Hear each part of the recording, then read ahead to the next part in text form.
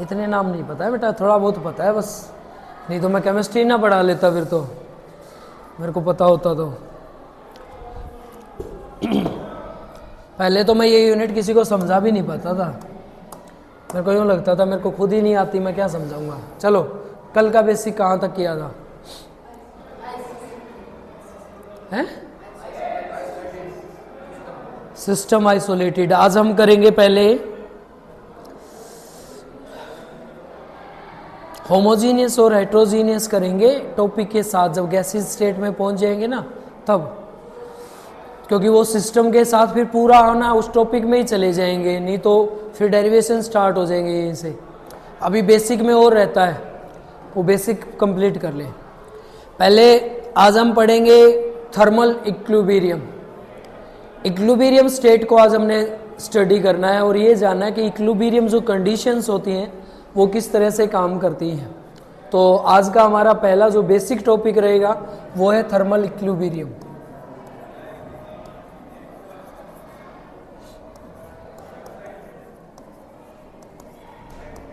Thermal का क्या मतलब होता है?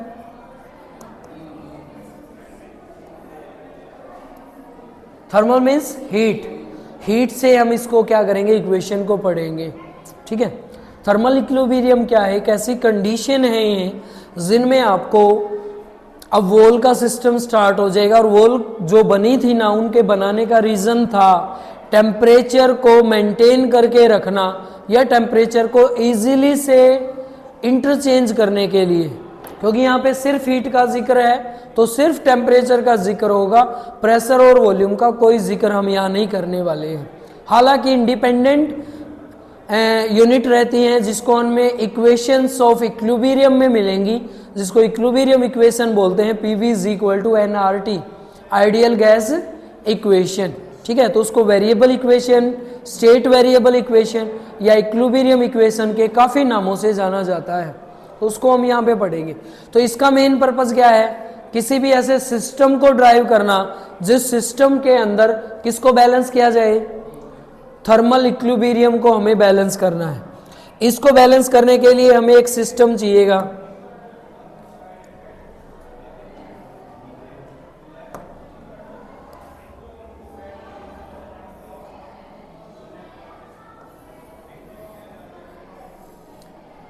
ये आपके पास एक सिस्टम है, इस सिस्टम के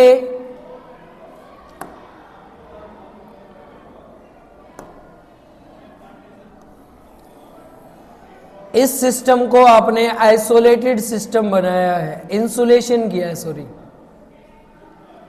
ये है भाई आपके पास एक सिस्टम। सिस्टम क्या होता है हम पढ़ चुके हैं। सिस्टम वो होता है जिसकी अपनी एक अलग कॉन्फ़िगरेशन होती है। उस सिस्टम के अंदर हमने ना दो वेसल बनाए हैं,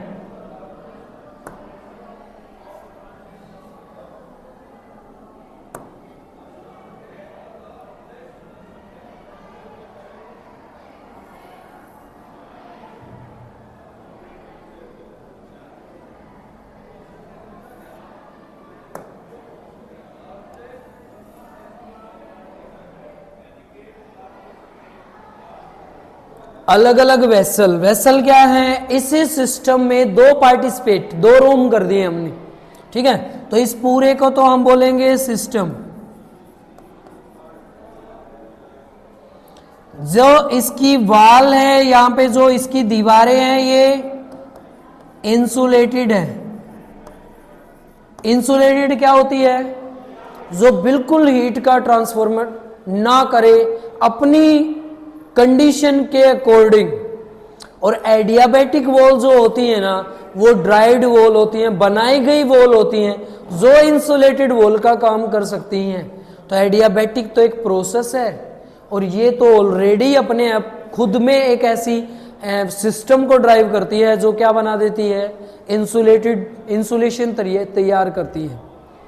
इनके बीच में एक वाइट कलर की हमने जो लेयर डाल रखी ना, ये वाइट वाली, ये जो है वो है हमारी डायोथर्मिक वॉल। डायोथर्मिक वॉल क्या काम करती है? तो इसकी भी अपनी एक डेफिनेशन है, जो इजीली हीट को क्या करती है, एक्सचेंज होने देती हो। Types of wall, exchange heat, इसमें से हीट एक्सचेंज होती रहेगी, this wall is called diathermic wall. यहां पे हमने एक गैस ली है, ए गैस, और इसमें एक दूसरी गैस ली है, बी गैस, जिसके अकॉर्डिंग इसका टेम्परेचर है टी, इसका टेम्परेचर है टी ए और इसका टेम्परेचर है T B. Temperature of A gas, temperature of B gas. पहली condition, temperature A is greater than temperature B. Temperature A किससे ज्यादा है? Temperature B. तो हीट का ट्रांसफर होना स्टार्ट हो जाएगा किस वॉल के थ्रू? डायथर्मिक वॉल के। आपने ये बताना है हीट का ट्रांसफर किस तरफ से किस तरफ होगा, ए से बी की तरफ कि बी से ए की तरफ? ए से बी की तरफ। ये तो इंटरचेंज ऑफ हीट तो नहीं हुआ, एक्सचेंज थोड़ी हुई है हीट, इसी ने अपनी हीट इधर भेजी है, इसकी हीट तो इधर नहीं आई। तो हीट का इंटरचेंज या एक्सचेंज में हम किसी भी एक साइड की हीट को भी पढ़ सकते हैं, और हीट हमेशा जब भी ट्रांसफर करेगी, अपना एक्सचेंज करना स्टार्ट करेगी, तो हमेशा किस से किस तरफ करेगी? Higher to lower. किस तरफ मूव करेगी? Higher to lower. ये लो हीट एक्सचेंज हो रही है, इनको बोलेंगे हीट ट्रांसफर। क्या बोलेंगे इसको? Heat transfer. होगी हीट ट्रांसफर। कब तक हीट ट्रांसफर होगी? जब तक ये वाली कंडीशन चेंज होके क्या ना हो जाए, अगर दोनों इक्वल हो जाते हैं उसको बोलते हैं thermal equilibrium. Thermal equilibrium is a condition in which two non same time temperature vessels connect with diathermic wall after heat exchange। अगर दोनों के टेम्परेचर सेम हो जाते हैं, this condition is called thermal equilibrium.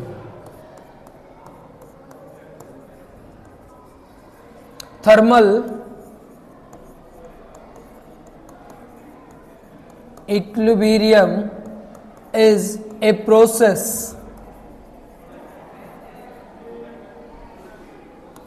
to interchange of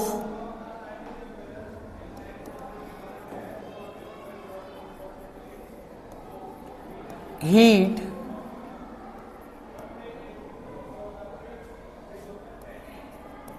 one to other at constant temperature is called, क्या बोलेंगे? Thermal equilibrium.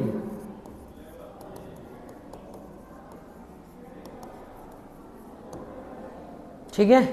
Consider, क्या किया हमने? Consider a system in two vessel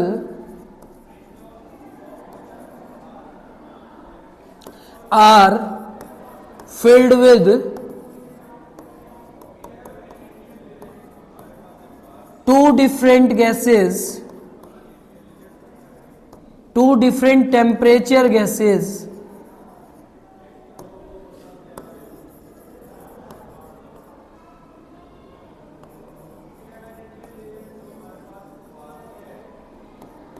T A T B. ठीक है। Connect with diathermic wall. किससे जोड़ा है हमने इसको? Diathermic wall. डायथर्मिक वॉल क्या है वो आप यहां पे डेफिनेशन में लिख सकते हैं easily. exchange of heat, not gas. Exchange of heat. ठीक है, पहली प्रोसेस जब हमने इसको लिया था इस सिस्टम के अंदर तो टेम्परेचर क्या था वो बताना है. Gas A temperature is TA is greater than gas B.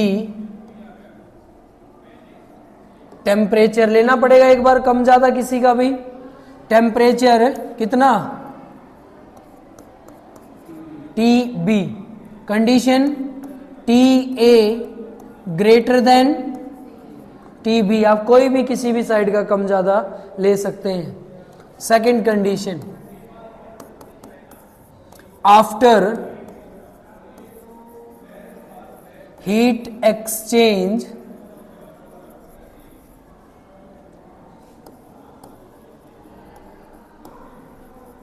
Temperature of both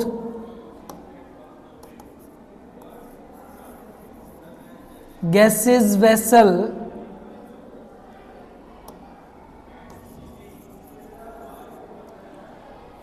is कितना हो जाएगा TA is equal to TB. और इसको क्या लिख सकते हैं TA is equal to TB is equal to T constant. और अब फिलहाल उस पूरे सिस्टम का टेम्परेचर क्या हो चुका है कांस्टेंट. आइसोलेटेड सिस्टम है तो कांस्टेंट ही रहेगा ना. तो ये जो कांस्टेंट टर्म रहती है इसी को हम बोलते हैं थर्मल इक्विलिब्रियम.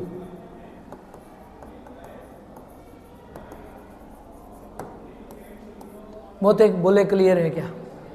जब दो सिस्टम को डायथर्मिक वॉल के थ्रू जोड़ा जाता है और हीट एक्सचेंज होने के बाद एक कांस्टेंट टर्म हमें मिल जाए जिसको हम क्या बोलते हैं टेम्परेचर कांस्टेंट, उसको हम पढ़ते हैं थर्मल इक्विलिब्रियम. थर्मल इक्विलिब्रियम में हमें ऐसे चैम्बर डिसाइड करने हैं जिनमें दो गैसेस में आपस में इंटरचेंज हो जाए, लेकिन इंटरचेंज होने के बाद जब उसमें टेम्परेचर डिफाइन किया जाए वो टेम्परेचर क्या कंडीशन पे लेके आ जाए उसको इक्विलिब्रियम. इक्विलिब्रियम का मतलब क्या होता है एक जैसा, एक समान, इक्वल. अगर ऐसी कंडीशन पे आ जाते हैं उसको हम क्या बोलते हैं थर्मल इक्विलिब्रियम. बोले क्लियर है. ठीक है, थर्मल इक्विलिब्रियम को जब पढ़ लेते हैं तो आपका पहला टॉपिक आता है एक थर्मोडायनामिक इक्विलिब्रियम. थर्मोडायनामिक क्या होती है बोले बोले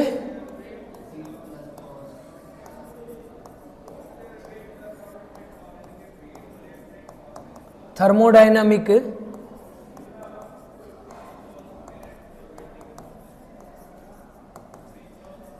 इक्विलिब्रियम. अब की बार तो इक्विलिब्रियम किसकी वजह से था सिर्फ थर्मल कंडीशन टेम्परेचर की वजह से.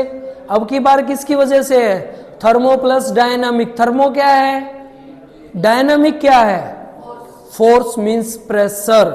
यहाँ पे दो कंडीशन को आपने फॉलो करना है, प्रेशर को भी और टेम्परेचर को भी. और ये दोनों अगर कांस्टेंट आ जाए तो इक्वेशन ऑफ कांस्टेंट नहीं आ जाएगी PV is equal to nRT.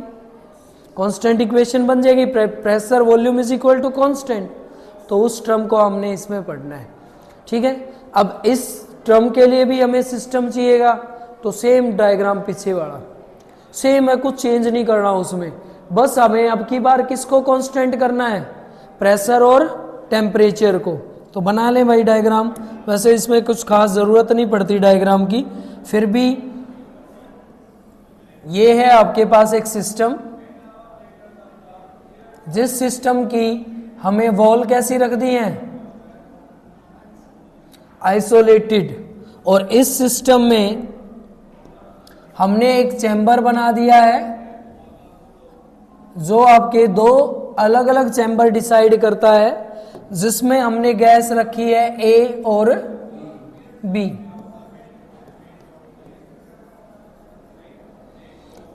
ये आपका क्या है, वेसल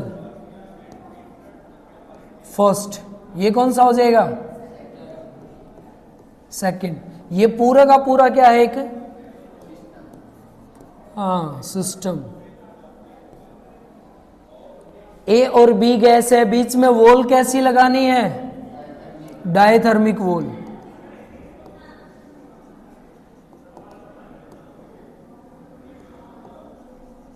ये डायथर्मिक वॉल, डायथर्मिक वॉल है तो जिसका टेम्परेचर ज्यादा होगा उसी की हीट ट्रांसफर होना शुरू हो जाएगी। इसका टेम्परेचर टी ए, इसका टेम्परेचर, इसका प्रेशर दोनों को कांस्टेंट टर्म में ले आएंगे, क्योंकि अब की बार किसकी वजह से इक्विलिब्रियम कंडीशन आनी चाहिए, टेम्परेचर और प्रेशर की वजह से। टेम्परेचर और प्रेशर अगर कांस्टेंट ले आएगा ना तो वॉल्यूम अपने आप कांस्टेंट हो जाएगी। PV is equal to nRT। ठीक है, चलो ये कंडीशन है। अब हमें थर्मल इक्विलिब्रियम लेके आना है। थर्मल इक्विलिब्रियम क्या है, आफ्टर हीट एक्सचेंज होगी ना, ये after exchange of heat one to other side,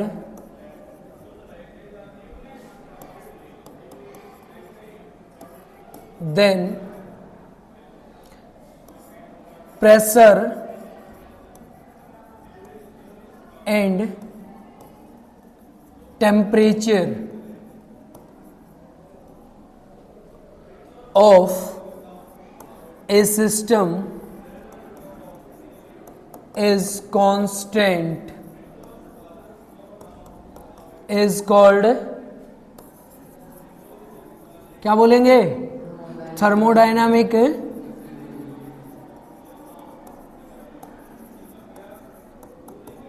equilibrium.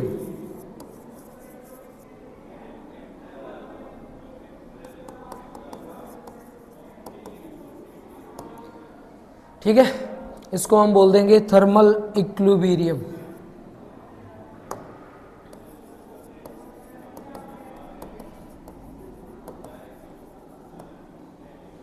पहले क्या था, बिफोर ट्रांसफर ऑफ हीट, पहली condition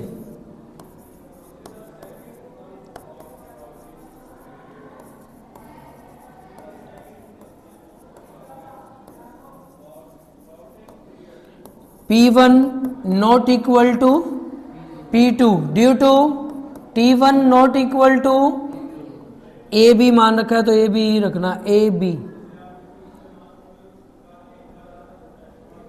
after exchange of heat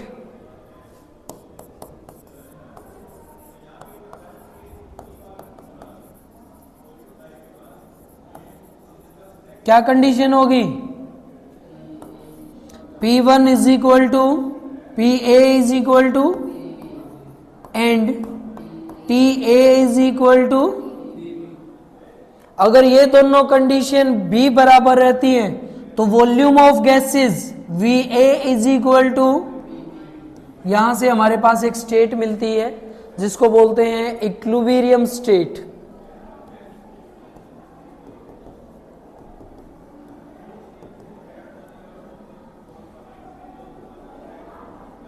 is equal to PV is equal to NR। हालांकि RT NRT को NR को पढ़ेंगे बाद में, ये गैसेस कांस्टेंट के लिए रहता है। और इस इक्वेशन को एक और नाम देते हैं, वो क्या है, आइडियल गैस। तो ये गैसेस के लिए जब पढ़ी जाएगी तब N और R की टर्म में मिलेगी, लेकिन फिलहाल P, V और T तीनों क्या आ गए हैं, कांस्टेंट आ गए हैं। और इस टर्म में ध्यान से देखें तो थर्मल अकेली भी पॉसिबल करती है इसी कंडीशन को अप्लाई करने के लिए। टेम्परेचर कांस्टेंट तो क्या कांस्टेंट हो जाएगा, pressure, because pressure is directly proportional to temperature. ठीक है, लेकिन कंडीशन के अकॉर्डिंग कहाँ से कहाँ तक है, वो सारी टर्म इसमें अलग अलग आपको देखने को मिलेंगी। क्लियर है? इसको बोलते हैं equilibrium, thermodynamic equilibrium. Thermodynamic equilibrium में टाइप भी पूछ लेता है कई बार कि ये कितने टाइप से आप इसको सोल्व कर सकते हैं। मीन्स ऐसी कंडीशन जो थर्मोडायनामिक में इक्वल स्टेट पे आपके सिस्टम को बना पाए, उसमें आप इसके टाइप को पढ़ते हैं। तो ये 3 टाइप से आपको मिलेगा।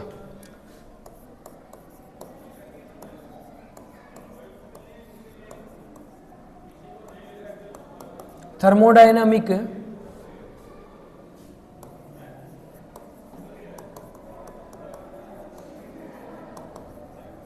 इक्विलिब्रियम, ठीक है। इसके टाइप, पहला टाइप भाई, पहला टाइप है आपका thermal mechanical equilibrium.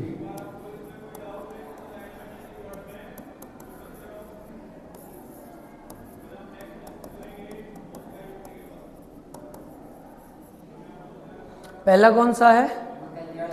Mechanical. Mechanical क्या फॉर्म होती है? हाँ जी बेटा, मैकेनिकल क्या फॉर्म है? मैकेनिकल मीन्स स्ट्रक्चर कैसा है, मीन्स सिस्टम इंडिपेंडेंट ये यूनिट है। किस मटेरियल को आप यूज कर रहे हैं उस सिस्टम की इंडिपेंडेंट यूनिट है, मीन्स प्रेशर। अगर हम कहीं पे प्रेशर की वजह से इस पूरी यूनिट को हम इक्विलिब्रियम कर दें, किसको? इस थर्मोडायनामिक प्रोसेस को। लाइक मान लीजिए हमारे पास इस रूम में कोई भी एक गैस रखी हुई है, हमें साइड वाले रूम में इसी गैस के बराबर प्रेशर चाहिए, तो हम ड्यू टू प्रेशर अगर हम दोनों में इक्विलिब्रियम स्टेट लेके आ जाए ना, उसको बोलते हैं mechanical equilibrium. Equilibrium state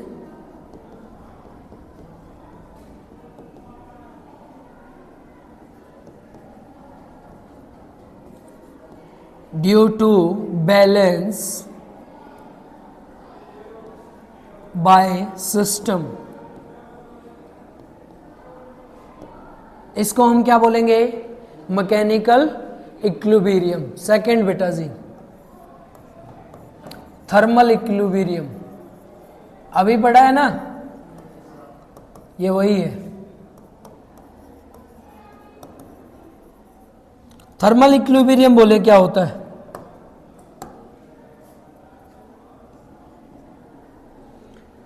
at constant temperature क्या मिल जाए हमें? Thermodynamic equilibrium.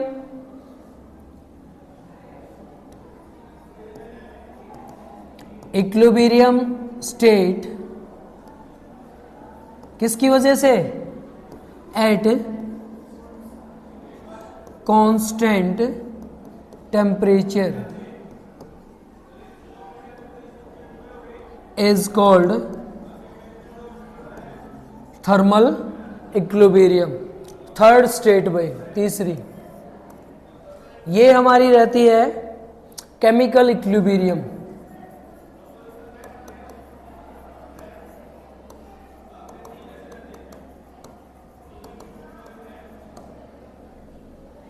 केमिकल इक्विलिब्रियम क्या रहेगा? केमिकली कोई भी हम रिएक्शन करें उससे हमारे पास कैसी प्रॉपर्टी आ जाए, उसको हम बोलेंगे केमिकल इक्विलिब्रियम। तो क्या लिखे इसकी डेफिनेशन? इक्विलिब्रियम स्टेट किसकी वजह से?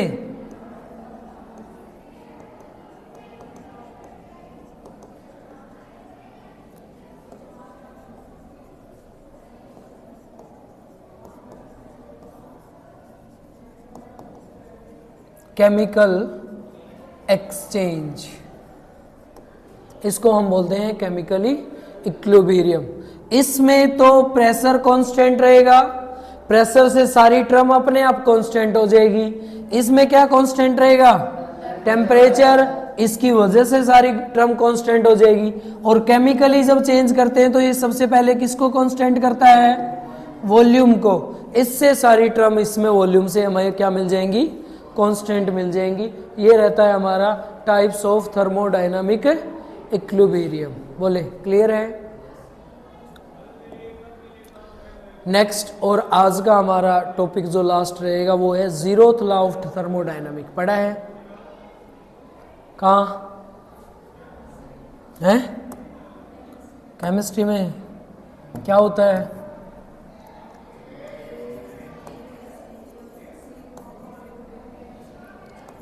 Zeroth law of thermodynamic.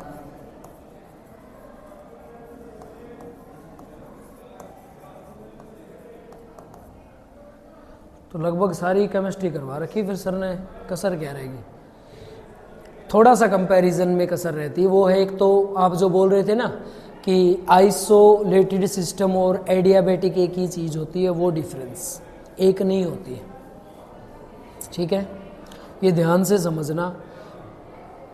Isolated तो कोई भी एक ऐसी प्रोसेस है जो नेचर में प्रेजेंट है, और एडियाबेटिक एक ऐसी ड्राइव्ड पोजीशन है जो हम अपने हिसाब से बनाते हैं, क्या पता वो काम करे कि नहीं करे। जैसे कि मान लीजिए आपने एक गर्म पानी की बोतल है, आती है आजकल मिल्टन वाली जो बोतल आती है, उनमें आपने गर्म पानी डाल दिया तो गर्म ही रहेगा।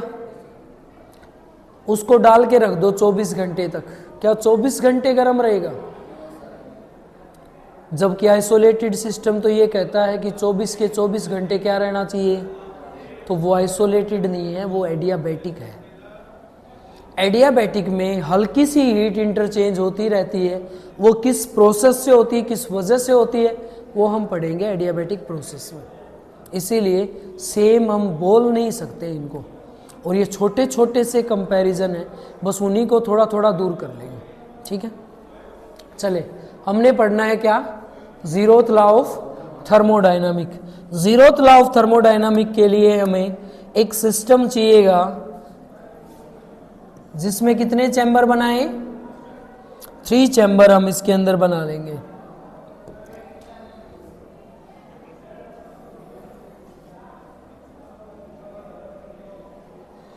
ये आपके पास एक सिस्टम है,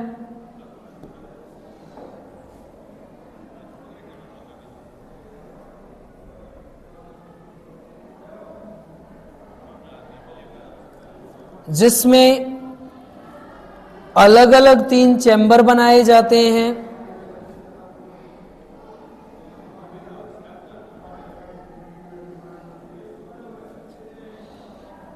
जिनमें अलग अलग टेम्परेचर पे अलग अलग गैस रखी गई है। ए टेम्परेचर के साथ ए गैस, यहां पे आपकी B type gas second vessel में, और ये आपकी C type gas third vessel में। इन वेसल को आपस में 2 अलग अलग वॉल से जोड़ा गया है। इसको तो बोलेंगे सिस्टम। ये पूरा का पूरा एक क्या है? सिस्टम। और सिस्टम भी कैसा? Isolated system.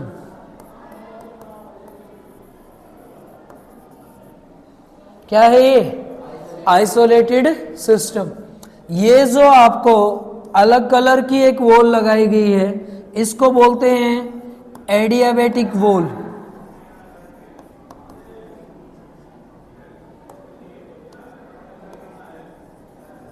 क्या बोलेंगे इसको? एडियाबेटिक वॉल की डेफिनेशन क्या है? जो इजीली हीट को क्या ना होने दे, एक्सचेंज ना होने दे, ट्रांसफर हीट का ना होने दे, उसको क्या बोलेंगे? Adiabatic wall. ये जो वॉल ली गई है इसको क्या नाम दिया गया है? ये वॉल दूसरी है इससे, सेकंड टाइप, क्या बोलते हैं इसको? Diathermic wall.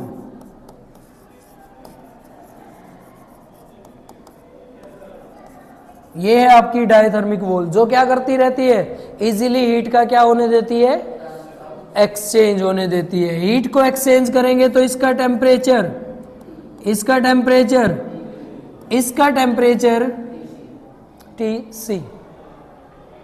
Non equal temperature process Ta not equal to Tb is equal to not equal to Tc। तीनों के टेम्परेचर कैसे हैं? अनइक्वल हैं। इनको आप अलग अलग कंडीशन में रख सकते हैं।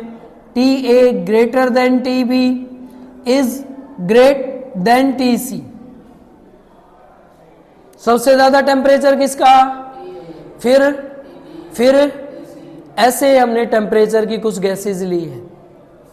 जीरोथ लॉ क्या कहता है? यहां हीट एक्सचेंज होगी। हीट एक्सचेंज होगी बेटा जी, ये हीट एक्सचेंज। एक ही हीट किस तरफ एक्सचेंज होगी? रीजन पूछेगा क्यों होगी? क्योंकि डायथर्मिक वॉल है। फिर डायथर्मिक में तो सी की ए में चली जानी चाहिए थी, सी की तो ए में नहीं गई, क्योंकि एनर्जी का जब हीट ट्रांसफर होती है तो हाइयर टू, और इसकी हाई है तो लोअर की तरफ ट्रांसफर होगी। इधर से बी की भी हीट एक्सचेंज होगी, किस तरफ? सी की तरफ। सेम रीजन, वॉल कौन सी है? डायथर्मिक होने देगी। सी की बी में नहीं जाएगी, रीजन हीट ट्रांसफर कहां से कहां होती है? हाइयर टू लोअर साइड में। क्लियर है? यहां से इसकी हीट इसमें एक्सचेंज होगी, इसकी हीट इसमें एक्सचेंज होगी। कब तक? जब टी सी किसके इक्वल ना हो जाए, और जब तक टी सी किसके इक्वल ना हो जाए तब तक होती रहेगी। इसी लॉ में टेम्परेचर को बैलेंस करना क्या कहलाता है? Zeroth law of thermodynamic. बताएं बेटा जी, जीरोथ लॉ ऑफ थर्मोडायनामिक में डेफिनेशन से पहले इसको कंसीडर करेंगे, डेफिनेशन लास्ट में देंगे इसके, ठीक है? तो बोले consider a isolated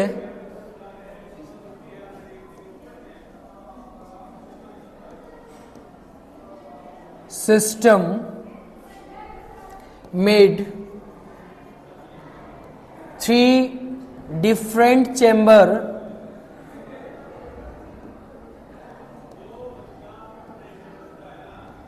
filled with, किससे भरा है इनको? different temperature gases।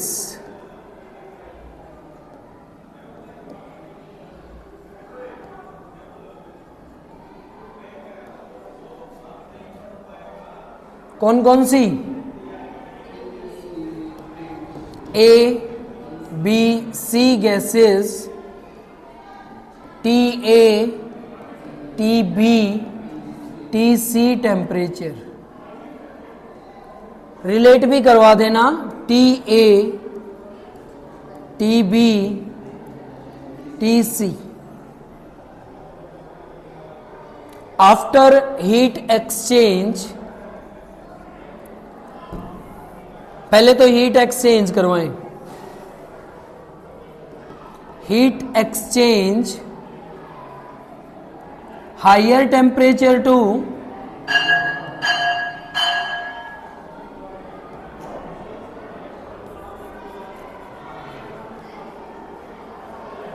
Lower temperature, T A to sorry A to B gases, A to B and A to C. A से कहां होगा?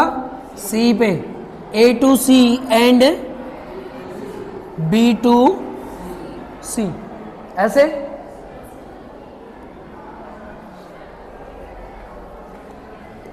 Then after heat exchange system किस condition में आ जाएगा? Thermodynamic equilibrium.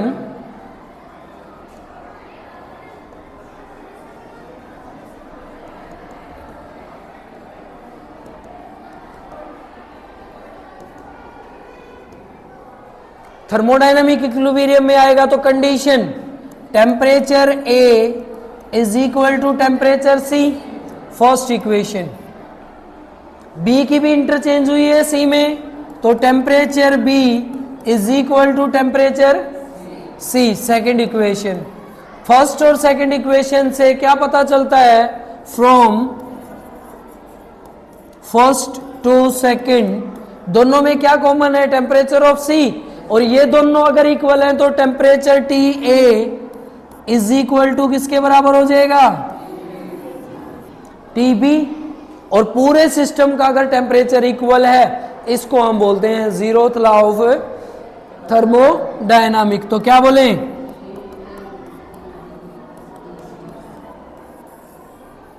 इसको बोलते हैं